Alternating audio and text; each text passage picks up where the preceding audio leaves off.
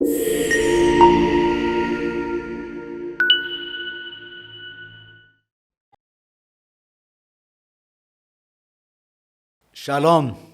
በጌታችን በመድኃኒታችን በኢየሱስ ክርስቶስ ስም ሰላም እላችኋለሁኝ።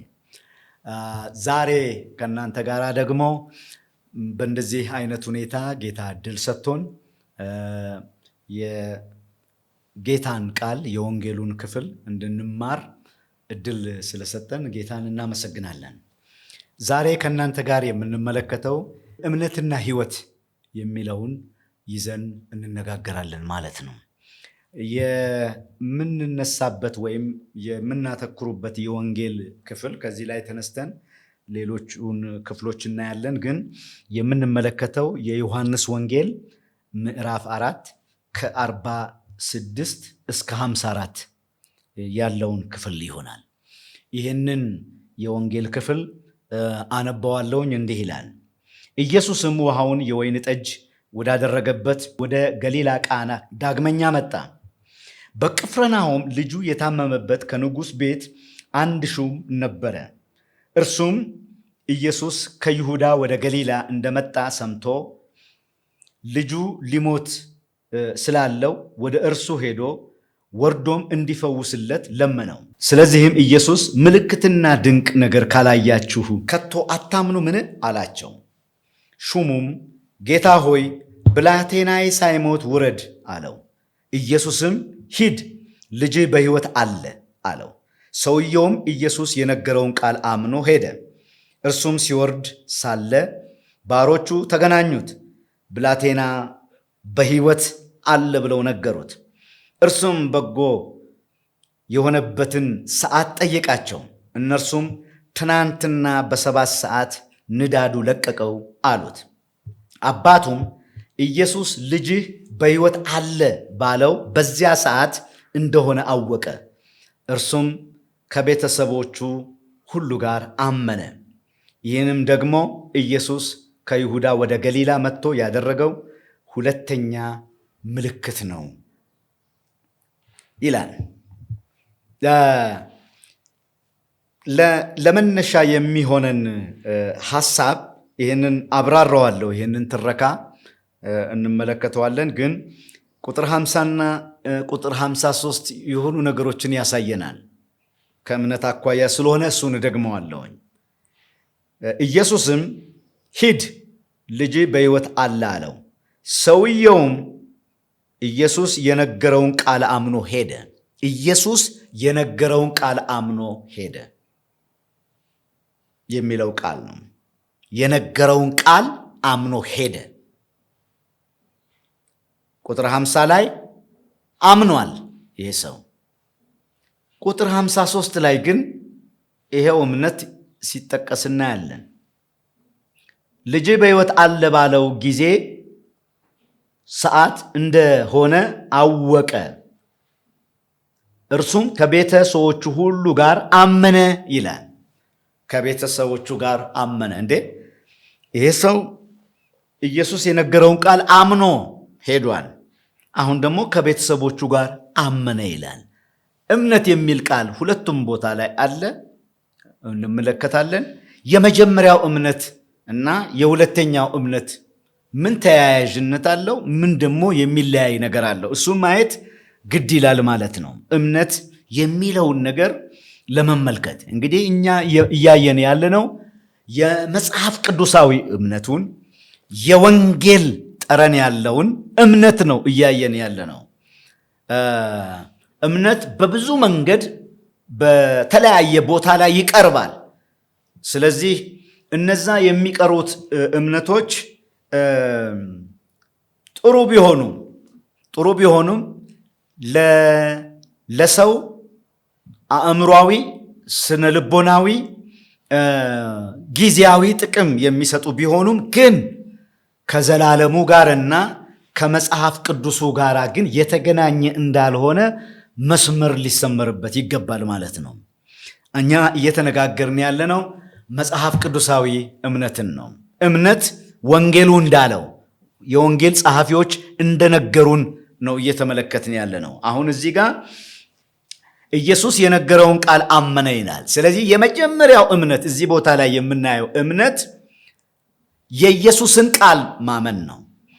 ከዮሐንስ ምዕራፍ 1 ላይ ስንነሳ ኢየሱስን ራሱ በመጀመሪያ ቃል ነበር ይላል። አካላዊ ቃል አድርጎ ነው የሚያቀርበው። ለምን? ቃል ሥጋ ሆነ ስለሚል። ስለዚህ አካላዊ ቃል ነው ኢየሱስ ክርስቶስ፣ መለኮት ነው ኢየሱስ ክርስቶስ ባጭሩ። አሁን እዚህ ጋር አካላዊ ቃል ግን ቃል ተናግሮ ያመነውን እምነት ቁጥር 50 ላይ ያቀርብልናል።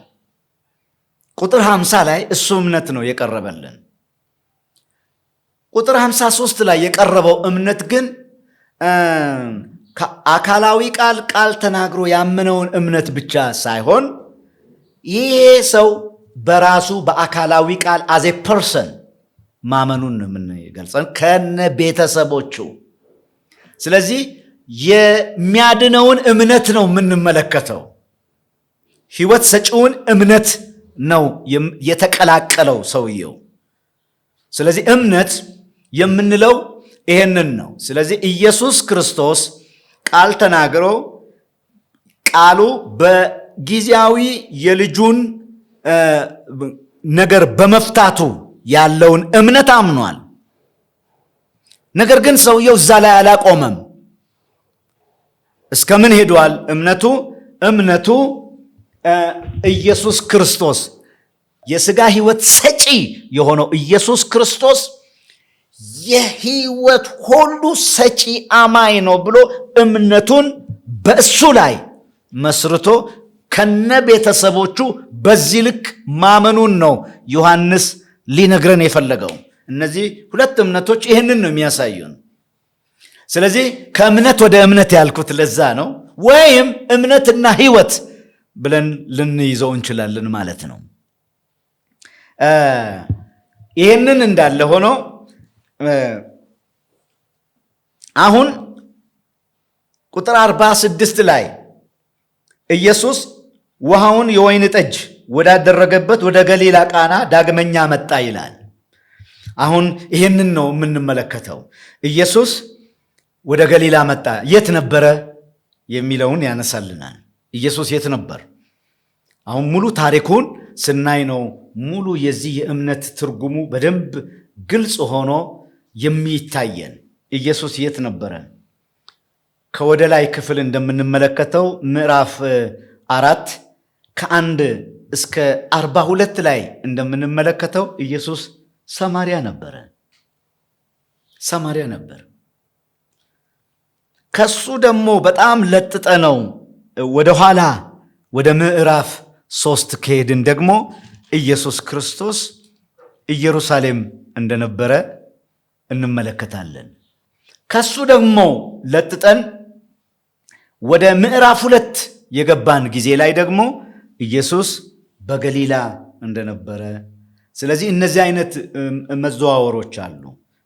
ኢየሱስ ገሊላ ነበረ ምዕራፍ 2 ላይ ታምራት አደረገ። የመጀመሪያውን እመጣበታለሁ እሱ ላይ። ከዛ ኢየሱስ ክርስቶስ ወደ ኢየሩሳሌም ወደ ይሁዳ ሄደ። በዛም ደግሞ አንድ የአይሁድ መምህር አገኘ።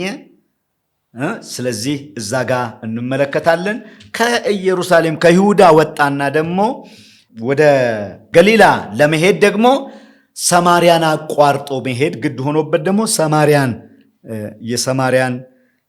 የሳምራዊቷ ሴት አግኝቶ በሷ ሰማርያን ሙሉ መሲሐዊ ማንነቱን አዳኝነቱን ገልጦላቸው በእምነት እንደተደመደመ እናያለን። አሁን እዚህ ቦታ ላይ ወደ ገሊላ መጣ ነው የሚለው።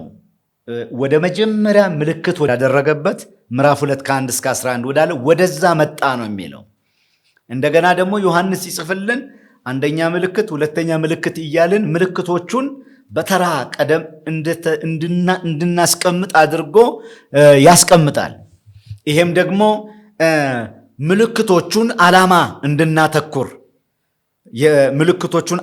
እንድናተኩር መጨረሻ ላይ ከጻፈው ጋራ ይሄዳል። እስቲ የመጨረሻው የዮሐንስ ወንጌል የመጽሐፉ ዓላማ ያለው መጨረሻው ክፍል ላይ ስለሆነ እሱን እናንብበው። ምዕራፍ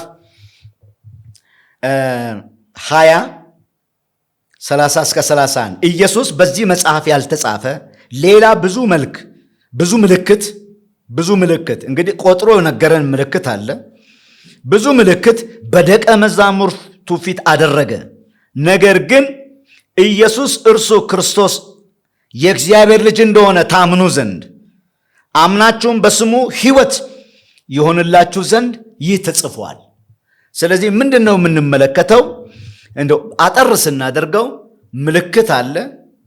ምልክቱ የሚመራው ወደ እምነት ነው። እምነቱ የሚመራው ወደ ሕይወት ነው። እነዚህ ሶስት ነገሮች እዚህ ቦታ ላይ እንደው ተጽፎ እንመለከታለን። ስለዚህ ምልክቱን ወዳደረገው ወደሚታመነው እውነተኛው እምነት ወደ ፐርሰኑ ይሄንን ወዳደረገው ይመራል። ወደዛ ማንነት ይመራል። ያ ማንነት ደግሞ ወደ ሕይወት ይመራል። ስለዚህ የዮሐንስ ወንጌል እምነት ከሕይወት ጋር የተያያዘ ነው። የዮሐንስ ወንጌል እምነት ከኢየሱስ ክርስቶስ ከሚያደርገው ጊዜያዊ ፍላጎት ጋር አያያዝም። ጊዜያዊ ፍላጎትን በእምነት ያደርጋል። አዎ ያደርጋል።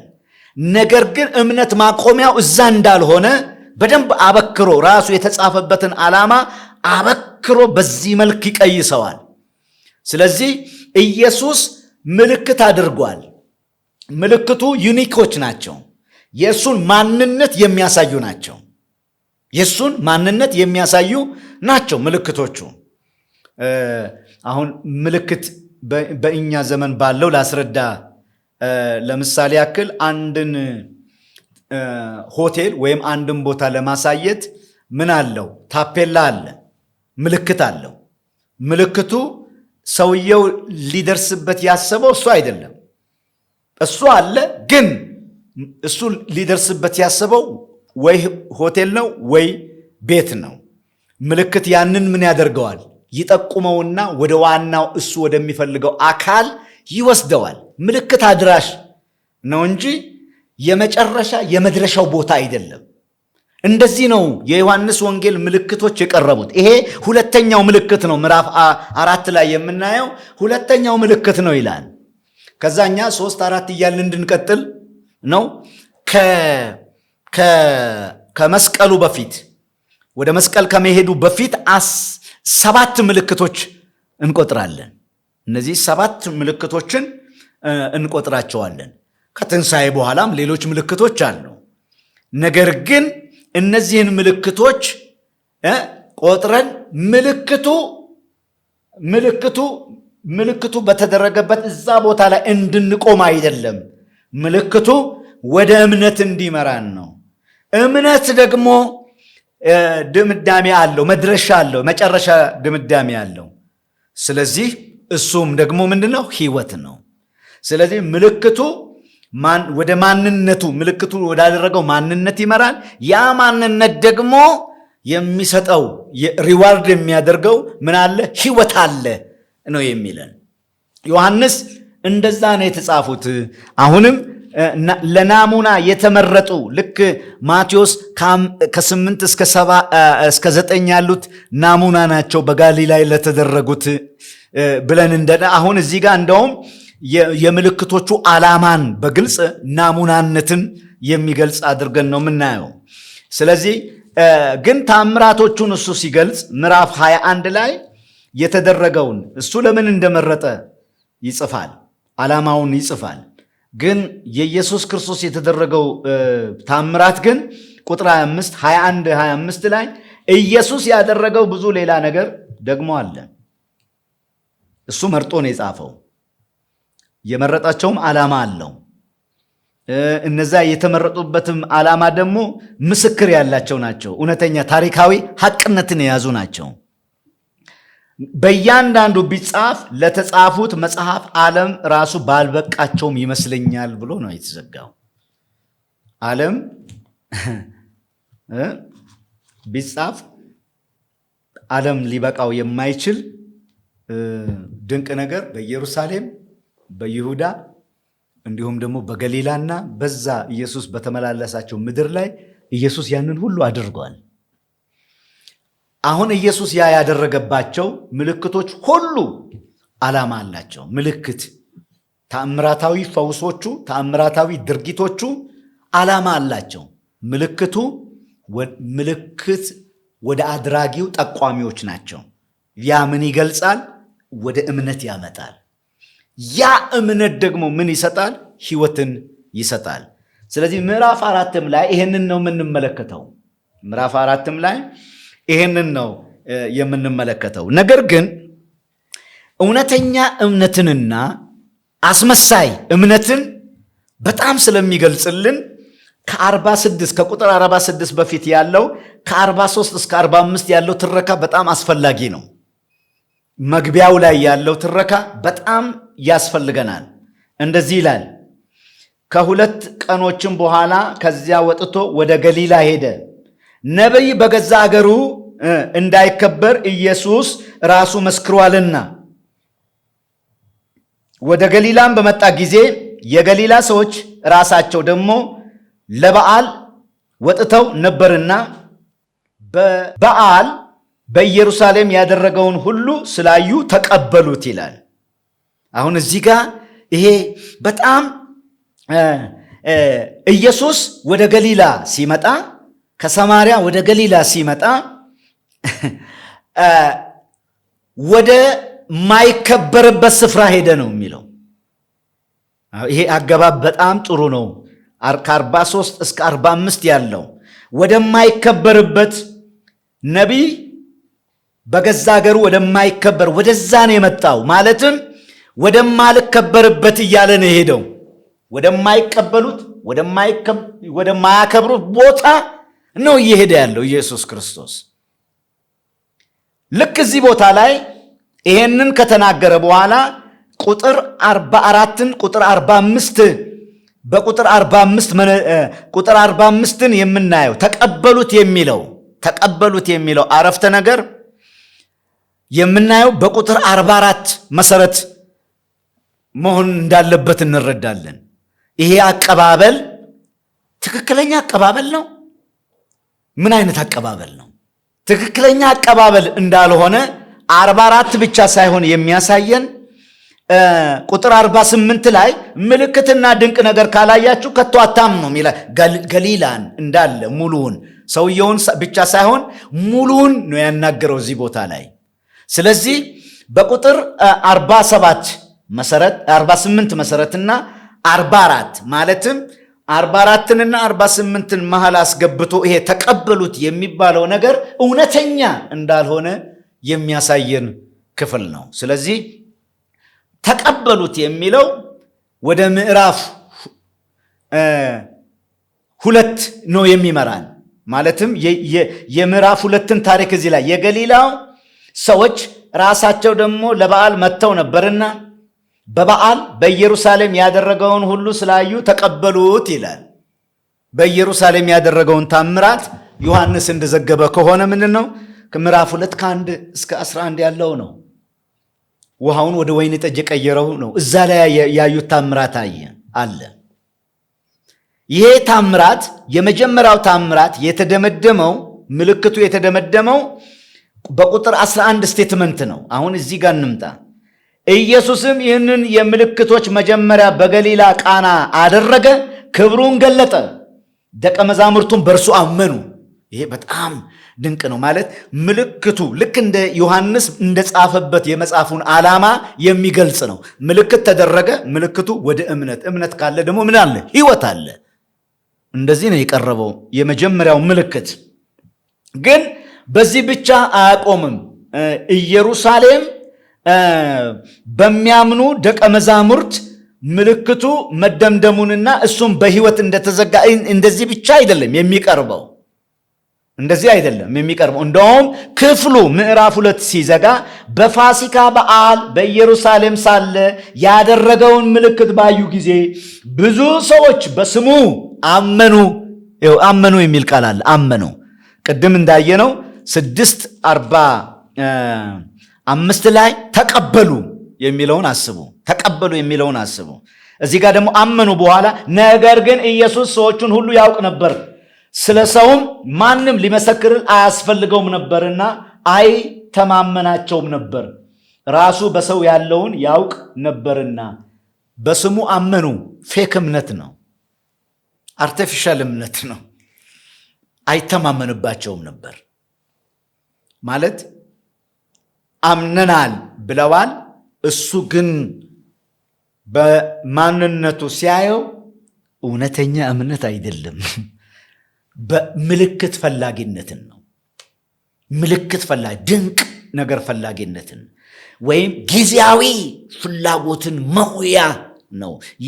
የእሱ የመጣበትን ዋና ዓላማ የሚሞላ የእምነት አካሄድ አልነበረም። ለዚህ ነው ዮሐንስ ያተኮረው ኢየሱስ የመጣው እምነት የሚባለው ከኢየሱስ ጋር ሲጠቀስ ምልክቱም ይለያል፣ ከእምነት ጋር ይገናኛል፣ ከማንነቱ ጋር ይገናኛል። ማንነቱ ከእምነት ጋር ሲገናኝ ያ ማንነትና እምነት ደግሞ ከዘላለም ሕይወት ጋር ይገናኛል ነው። ይሄ ነው ከዘላለም ሕይወት ጋር የተቀሰረ ነው። እዚህ ቦታ ላይ ግን በድንቅ በታምራት በጣም በአጀብ እጅግ ስሜታዊነት ያደላበት ኢየሱስን ያጀገነ ያመነ የሚመስል ግን በድንቅና በታምራት ጊዜያዊ ነገርን ፍላጎት በጣም በተቀራመተው ነው የቀረበው። ወደ ኋላም የምናየው አለ። ይሄ ንጽጽር ሁልጊዜ እስከ መጽሐፉ መጨረሻ ድረስ ስለሚሄድ ማለት ነው።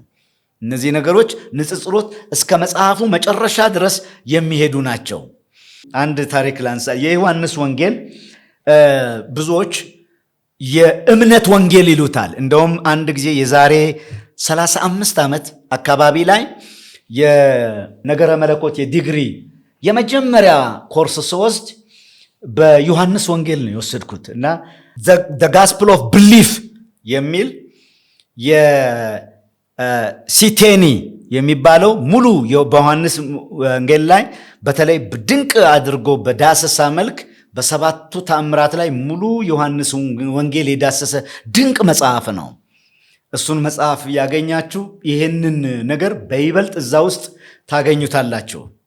ማለትም የምልክቶቹን ዓላማ በጣም ውብ አድርጎ ኢየሱስ ክርስቶስን ማንነት የሚገልጡ የሰዎች 7 ገደቦች ያለፈ የመለኮት ማንነት አድርጎ ኢየሱስ በዚህ ልክ ሊታመን እንደሆነ በጣም ተአምራቶቹን አስውቦ ያቀርባል።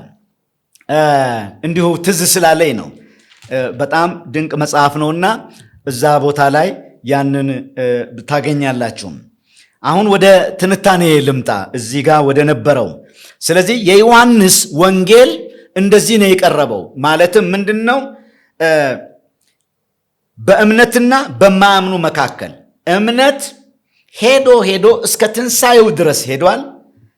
አለማመን ሄዶ እስከ መስቀል እስከ መስቀል ሄዷል። እንደዚህ ነው ያቀረበው። ይሄም ብቻ አይደለም። እኔ አሁን እነዚህን ሁለቱን መስመር ሳይሆን ሌላኛው ሶስተኛውና ሌላኛውን ሁለተኛ መስመር ተከትዬ ነው የሚሄደው። እሱን ነው ማየት የምንፈልገው። የዓለማመን ጫፉ ስለሚታወቅ ማለት ነው። የዓለማመን ጫፉ ኢየሱስ ክርስቶስን ጌታን እስከ መስቀል የደረሰ ምንድነው? አለመቀበል መሆኑ በደንብ ተገልጿል። አሁን ግን ምንድነው እውነተኛው እምነትና ይሄ ተመሳሳዩ ማለትም ተመሳሳዩ እምነት እንዴት በቅርበት ሄዶ ሸዋጁ እምነትን እነሱን ማወቅ ነው። እንደኛ ላለው በጣም ወሳኝ ነው፣ እጅግ ወሳኝ ነው። ለምን? ይመስላል ግን አይደለም። ይመስላል ግን አይደለም። አሁን እዚህ ጋር ይኸው ይመስላል በስሙ አመኑ ይላል፣ ግን ኢየሱስ ያያቸው እምነት አይደለም ያላቸው።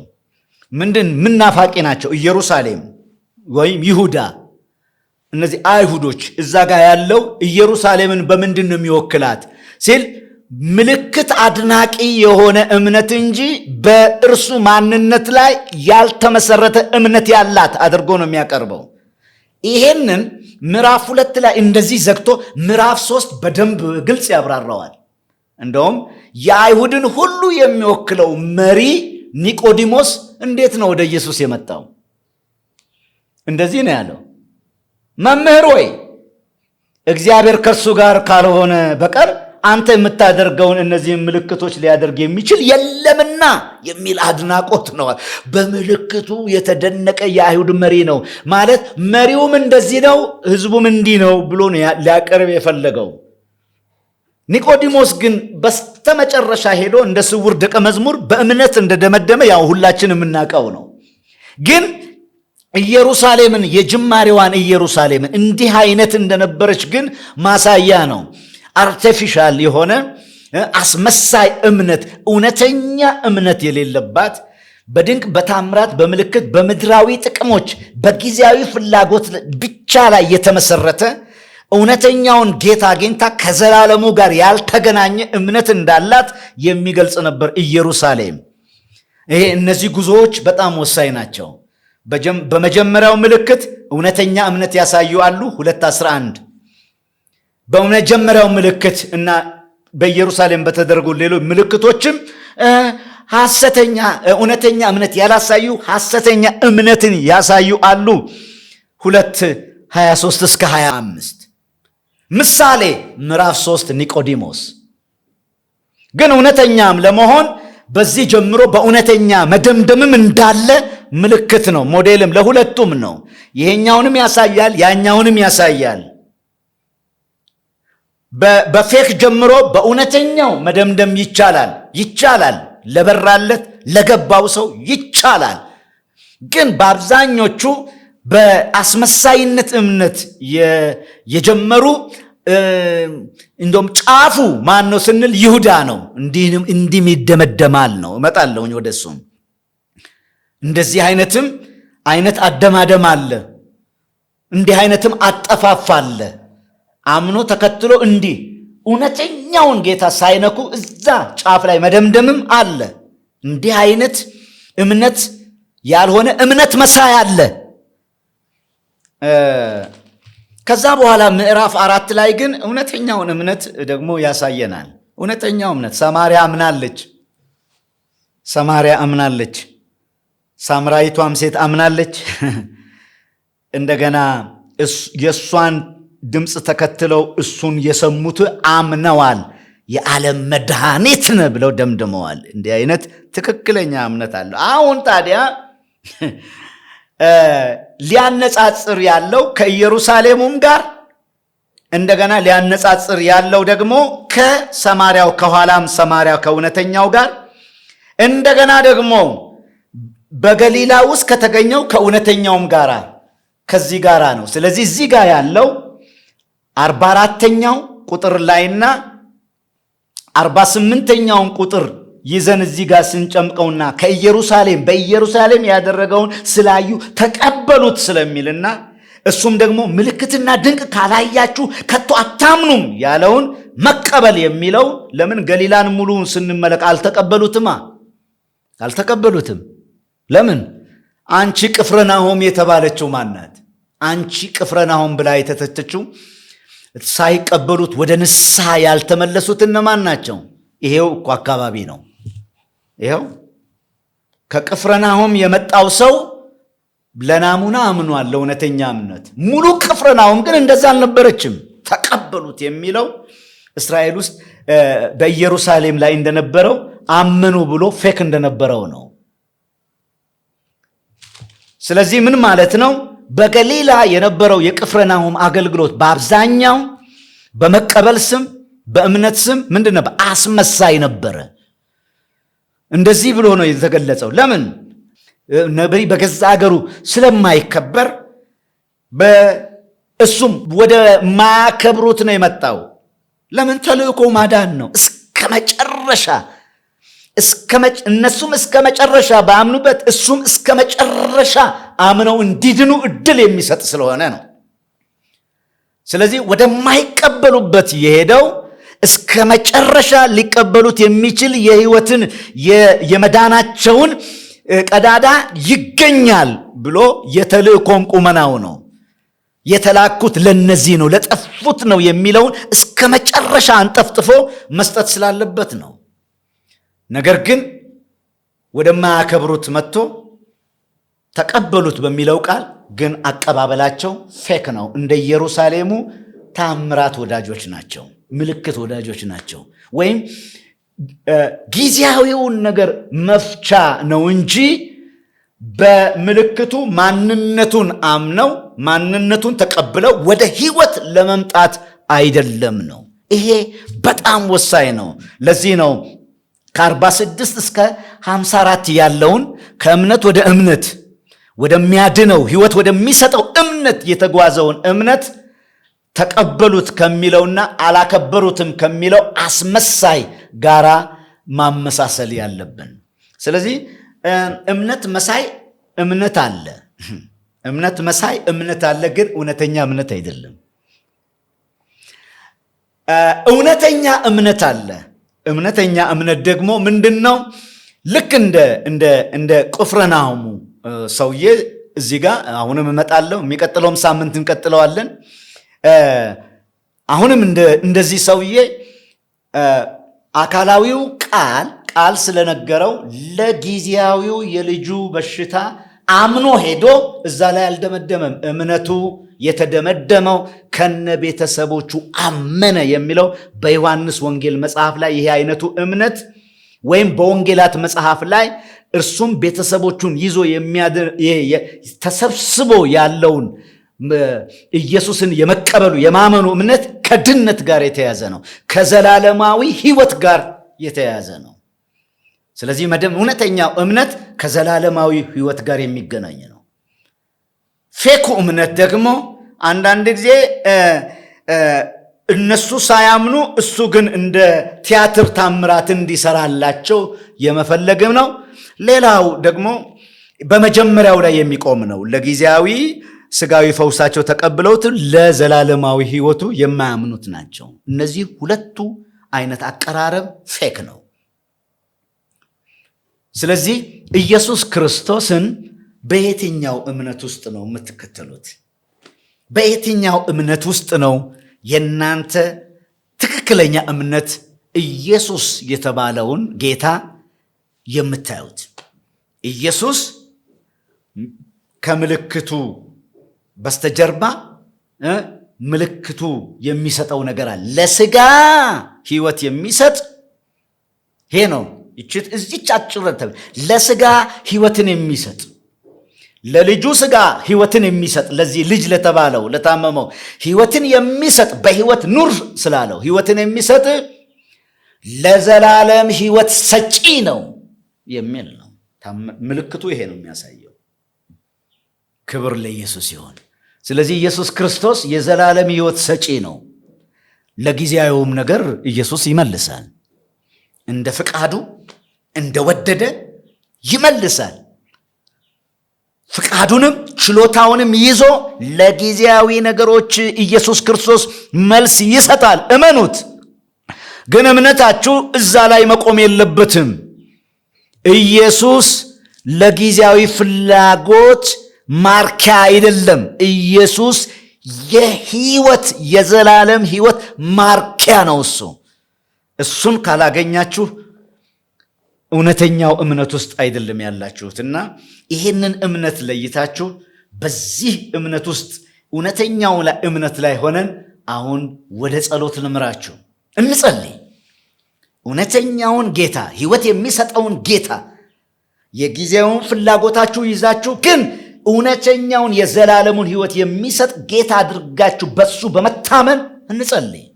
ኢየሱስ የዘላለም ሕይወት ሰጪ ነው። ሃሌሉያ። እምነት በሕይወት የሚደመደመው በዚህ ልክ ነው። እንጸልይ። ቅዱስ አባታችን ሆይ በጌታ በኢየሱስ ክርስቶስ ስም እናመሰግንሃለን። በልጅ በክርስቶስ ኢየሱስ ያደረካቸው የምታደርጋቸው ተአምራቶች ሁሉ ጊዜያዊ ተአምራቶች ሁሉ ዘላለማዊውን እውነታ የሚያሳዩ ናቸው፣ ወይም ዘላለማዊውን የአንተን ማንነት ጋር የሚያገናኙ ናቸው፣ የሚጠቁሙ ናቸው። ስለዚህ በጊዜያዊ ፍላጎት ውስጥ በጊዜያዊ ነገር ውስጥ ያሉ አንተ ጊዜያዊ ነገራቸውን ነክተህ ግን ከዘላለማዊ ችግራቸው እሱም ኃጢአትና ሞት የምትገላግልና የምትሰጥ አድርገው እንዲቀበሉ በጌታ በኢየሱስ ክርስቶስ ስም በጸሎት ወደዚህ እንድትመራቸው ወደፊትህ እቀርባለሁኝ። አባት ሆይ በሕይወት ያሉትን ሕይወት ወደሚያበዛ እምነት ውስጥ ክትታቸው። በዚህ አይነት ሕይወት ውስጥ የሌሉትን አማኝ ያልሆኑትን ደግሞ ወደዚህ አይነት እምነት ውስጥ እንድታስገባቸው እንድታበራላቸው በጌታ በኢየሱስ ክርስቶስ ስም ጸልያለሁኝ። ይህንን እንዲያሰላስሉ ከዚህ እውነት ጋር እንዲገናኙና ይህንን ደግሞ የወንጌል ክፍል በደንብ እንዲያጠኑት በመንፈስ ቅዱስ እየመራሃቸው ወደዚህ ጥልቅ የመጽሐፍ ቅዱስ የወንጌል ክፍል እንዲገቡ በስምህ ጸለይኩኝ። ይህንንም ስለምታደርግልን እናምንሃለንና እናመሰግንሃለን። በኢየሱስ ክርስቶስ ስም አሜን።